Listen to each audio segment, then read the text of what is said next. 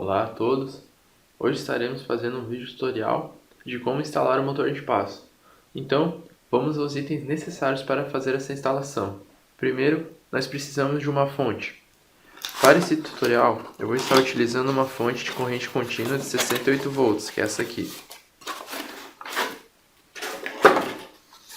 Ó. Aqui estão as informações dela. Ó. A tensão de entrada, a tensão de saída e a potência total dela. Aqui estão os terminais de alimentação, o terminal do terra e as saídas. Ó, aqui o selo de garantia dela e a etiqueta de identificação dela. Também utilizaremos um driver. Nesse exemplo é o driver de 7,2 A.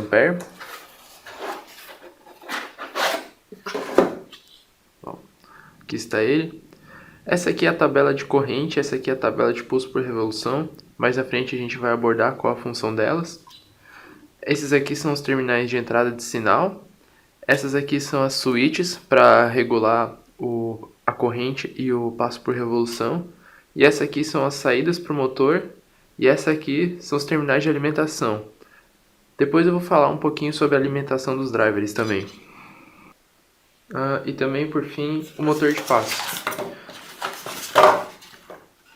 Esse é o modelo de 52 kgfm. Ó, vocês podem ver a etiqueta dele de garantia. Isso aqui são os terminais de ligação do driver. Esse aqui é a etiquetinha de identificação dele. Então esse aqui é o motor. Ele já vem com o eixo chavetado para fazer a conexão em outros componentes. E esses são os componentes que a gente precisa. Bom, sobre a alimentação. São dois itens que vão definir como você vai alimentar o seu driver. Por exemplo, nesse driver. Ele aceita alimentação tanto AC quanto DC. Então, aqui não importa se você vai alimentar com tensão AC ou DC, desde que esteja dentro das especificações que estão lá no datasheet. Então, você vai olhar no datasheet desse modelo e ver qual a tensão mínima e qual a tensão máxima. O outro fator que vai especificar a tensão com que você vai alimentar o seu driver vai ser a indutância do motor. Por exemplo, nesse motor aqui, ele tem uma indutância de 6,2 mA por fase. E existe uma fórmula que é 32 vezes raiz de indutância, que especifica o quanto você pode alimentar o seu motor. Então, por exemplo, se você fizer essa conta, vai dar aproximadamente 80 volts. Então, significa que a gente pode alimentar no máximo com 80 volts nosso driver. Só que não é muito recomendado alimentar com essa tensão máxima. Então o que acontece? É bom sempre deixar um pouco abaixo. E outra, cada modelo de driver tem especificidade de alimentação. Por exemplo, esse pode ser alimentado com AC, tanto com DC. Mas existem drivers que só podem serem alimentados com tensão contínua. Então é necessário verificar qual é o seu modelo de driver e olhar no datasheet qual o tipo de alimentação que pode ser colocado nele. Sobre a configuração de corrente do driver.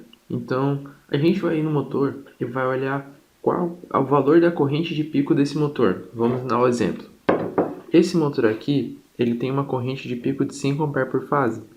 Então, a gente vai olhar no driver qual é o valor mais próximo dessa corrente de pico e vai configurar pelas switches. Por exemplo, a gente vem na tabela aqui e vai olhar qual é o valor mais próximo de 5 A. Tem um valor de 5,14 A, mas ele já é maior. Então a gente vai no valor um pouco abaixo disso, que é o de 4,45. Então a gente verifica que as chaves 1, 2 e 3 vão ficar no estado de off, off e on. Então depois de verificado na tabela, a gente vai mudar as chaves. A gente vem aqui nas switches. Por exemplo, ó, a gente vai olhar a switch 1, 2 e 3. Então era off, off e on. Então estão configuradas as chaves para a corrente. Sobre a configuração de passo por revolução, que é nessa segunda tabela aqui. Então, o passo por revolução vai determinar quantos pulsos a sua controladora tem que enviar para o motor dar uma volta. Por exemplo, aqui o valor padrão de fábrica é 400. Então, se ele tiver configurado em 400, a sua controladora vai ter que enviar 400 pulsos para o driver para o motor dar uma volta. Entretanto, se é dado 400 pulsos para uma volta, a cada passo que o motor dá, ele dá uma pequena vibração. Então, se sua máquina precisa de um movimento suave, não pode ter vibração, é recomendado aumentar essa resolução, porque para cada pequeno pulso que ele vai dar, o degrau não é tão grande. Então, ele vai fazer esse movimento de uma maneira mais suave.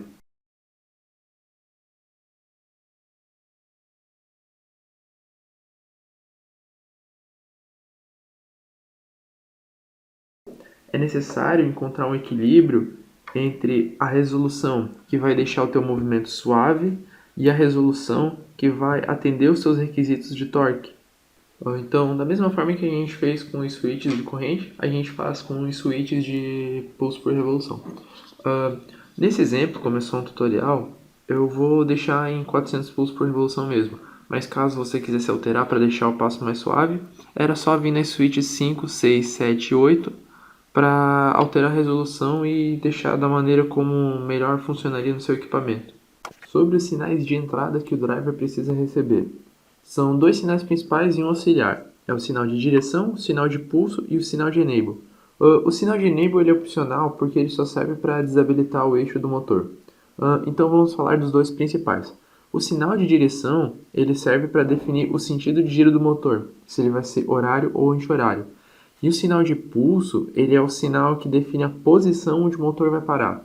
Por exemplo, anteriormente a gente tinha configurado aqui nas switches que seriam 400 passos por revolução. Então, a partir da quantidade de sinais que o pulso vai receber, é que ele vai determinar a posição do motor. Por exemplo, se o sinal de pulso recebeu 200 pulsos e a gente está com uma configuração de 400 pulsos por revolução, então o nosso motor vai dar meia volta. Se ele receber um sinal de 800 pulsos, ele vai dar duas voltas e assim por diante. Então, o sinal de pulso controla a posição do motor, o sinal de direção controla o sentido que o motor vai girar e o sinal de enable, que é opcional, ele pode desabilitar o eixo do motor. Lembrando que para o motor estacionado, o sinal de enable tem que estar em nível lógico zero. Nosso driver ele trabalha com um sinal de entrada de 5 volts nesses pinos aqui. Então, o que acontece? Se a sua controladora trabalhar com nível de tensão diferente, é necessário colocar um resistor em série com essas entradas de sinal. Por exemplo, nesse tutorial a gente soldou um resistor aqui, ó, direto no fio. Então, quando a gente mandar o sinal, ele já vai estar com o resistor em série. Os valores necessários são: se a sua controladora trabalha com 24 volts, é necessário colocar um resistor de 2,2 kΩ. Se a sua controladora trabalha com 12 volts, é necessário colocar um resistor de 680 ohms. Mas se ela já trabalha com sinal de 5 volts, direto aqui, então não precisa de nenhum resistor, pode ligar diretamente. Se a sua controladora for NPN, o que vai acontecer?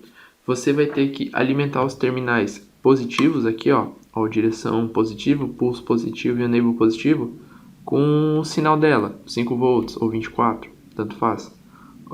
E você vai conectar os terminais de saída no direção menos, no pulso menos e no enable menos.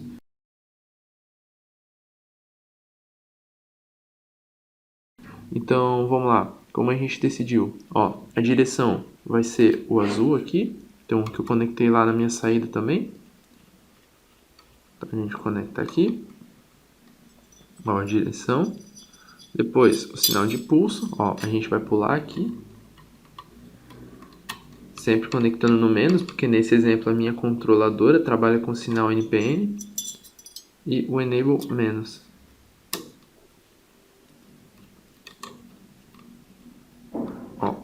E os outros sinais eu vou conectar no positivo, porque depois vocês já vão ver que ali do outro lado eu vou alimentar todos eles com o sinal que sai da minha controladora, que no caso é de 24 volts.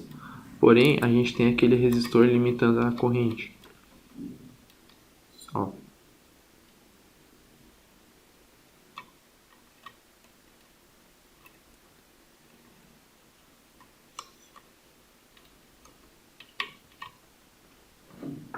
Então, ó, aqui do outro lado, todos os fios, ó, o marrom, o branco e o verde, eles estão unidos. Então eu vou alimentar lá na minha controladora.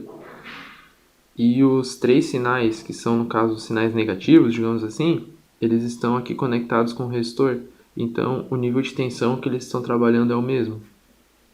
Agora, se a sua controladora trabalhasse com o sinal PNP, o que você faria? você colocaria o sinal de direção menos, pull menos e enable menos, todos eles no negativo, e os sinais que saem da controladora você colocaria no positivo. É o mesmo processo, só que ao contrário.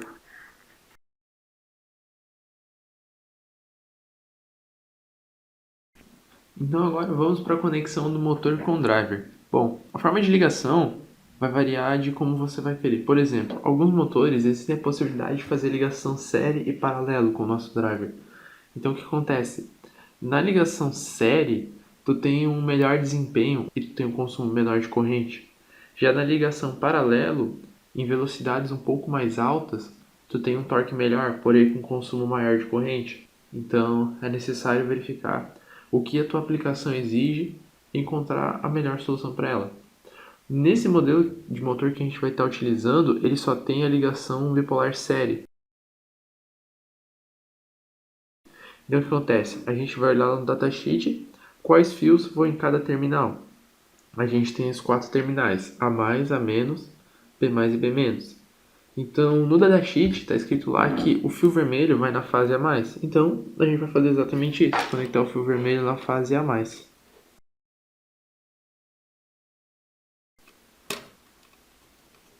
O procedimento é o mesmo para os outros motores ou para outros tipos de ligação.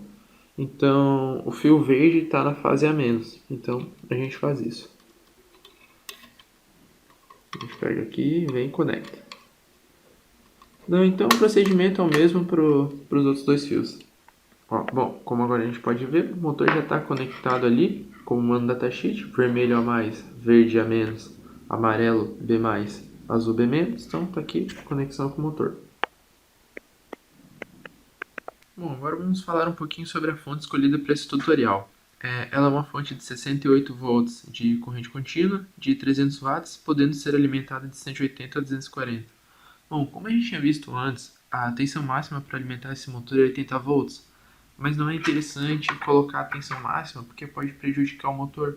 Então a gente escolheu uma fonte de 68 volts que está bem próxima ali e vai garantir um torque bom para o nosso motor. Para alimentar ela é normal, né?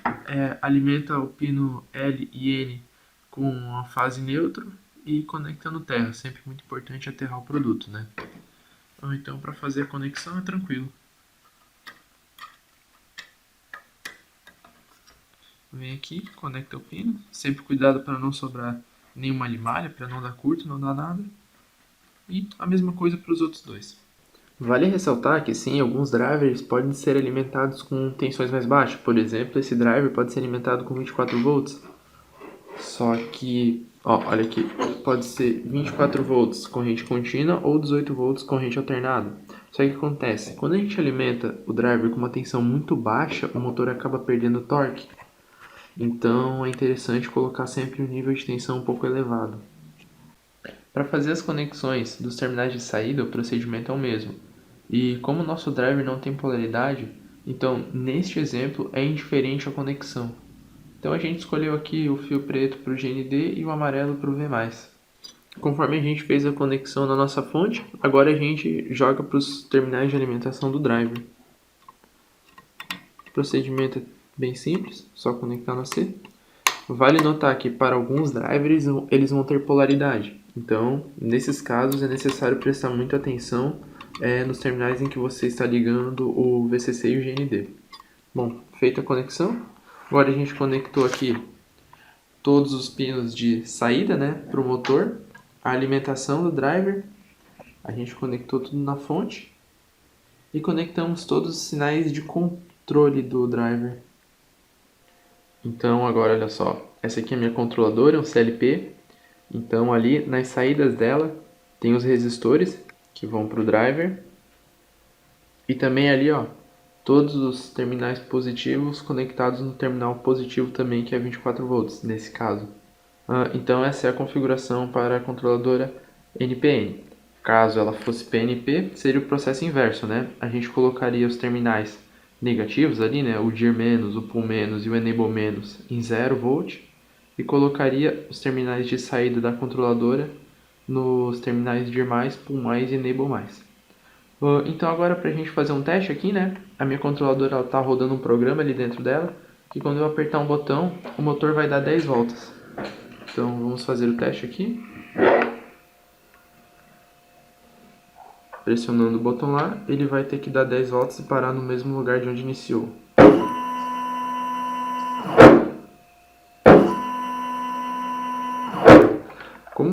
Espero que tenham gostado do vídeo e que tenham entendido como é o processo de instalação do motor de passo. Qualquer outra dúvida é só entrar em contato conosco.